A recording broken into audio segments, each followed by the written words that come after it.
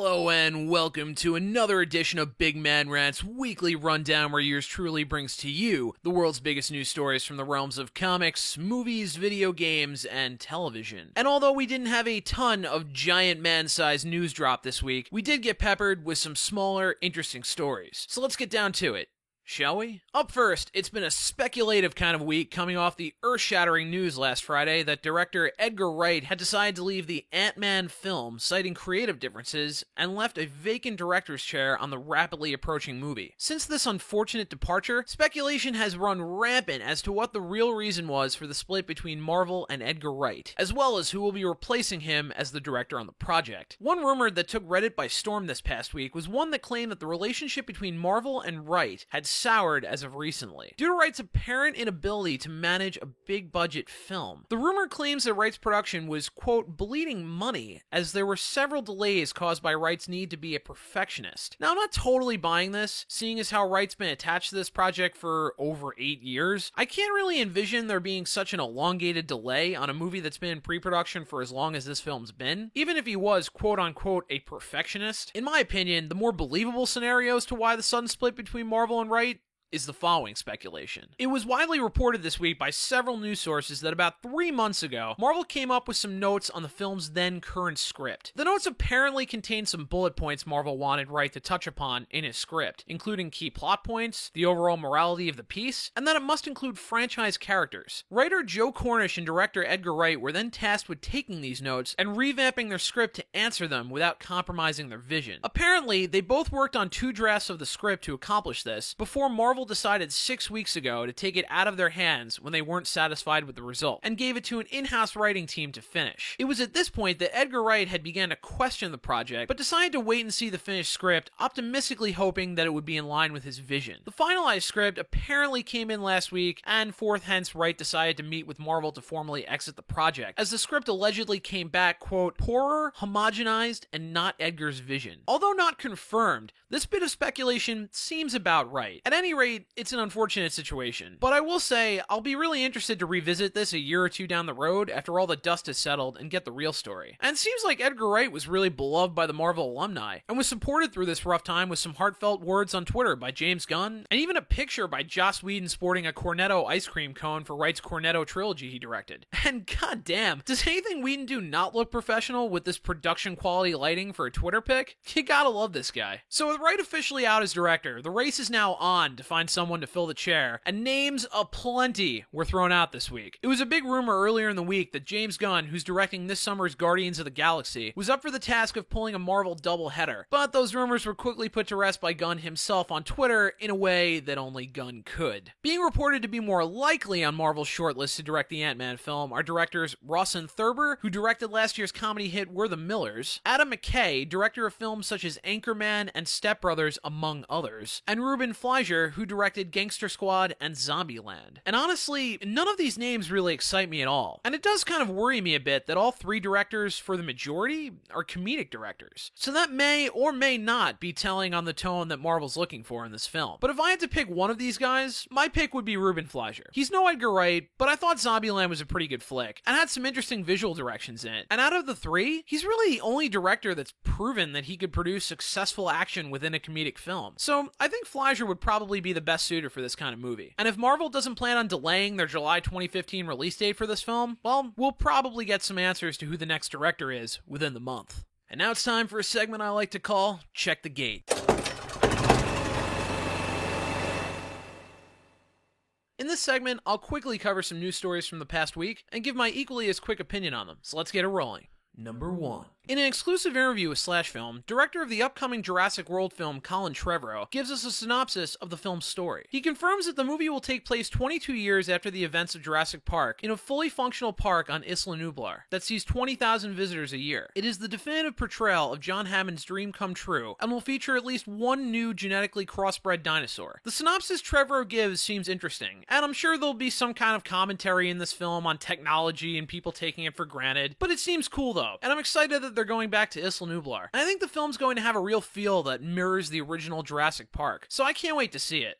Number 2. After being cancelled for a second time, Hulu is officially exploring the possibility of attaining the rights for a 6th season of the NBC cult hit, Community. From what's being reported, it hardly seems like anything is close to being a done deal, but I'd love to see one more season. If nothing else, just to see the show's meta of 6 seasons and a movie come to fruition. But honestly, if they're going to do another season, you better do it right. In my opinion, last season was one of the, if not the, weakest for the show. It saw the dismissal of Chevy Chase's Pierce Hawthorne, and in the shortened season, only saw a handful of episodes with the full cast, as Donald Glover had to exit after the first 5 episodes due to other obligations. Full cast or bust in my opinion, and for the love of Hawthorne Mountain, bring back Pierce! Number 3. After it was reported earlier in the week that the Daredevil Netflix series had brought on Stephen S. DeKnight to take over for exiting Drew Goddard as showrunner, it was later revealed that the Man Without Fear had finally been cast. Confirmed by Variety, the man that would be playing Matt Murdock in the upcoming Netflix series will be none other than Boardwalk Empire star Charlie Cox. And I'll just give everybody a minute to get all the jokes out now. Might as well go ahead and have yourself a good laugh. Go ahead, I'll wait.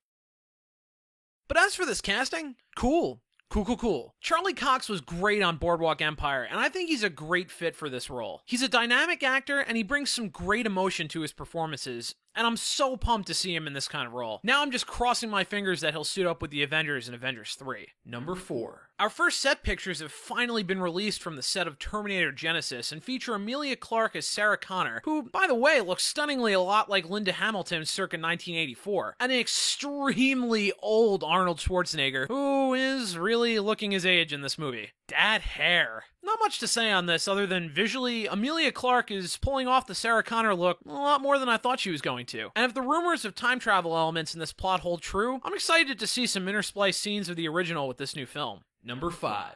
So before the Batsuit featured in the upcoming Batman vs. Superman film was ever revealed by director Zack Snyder, Batman superfan and totally awesome director Kevin Smith claimed that he saw the suit and it resembled the suit from Miller's Batman comics run. A prediction that indeed came true. So why not listen to what he's got to say about this movie next? Well, Kevin Smith took to his Fat Man on Batman podcast this week and revealed that although he's not a giant fan of the title, and yep, that's right guys, comic book superfan Kevin Smith would rather this movie be called World's Finest and not Batman vs. Superman. 2 points to Big Man Rants.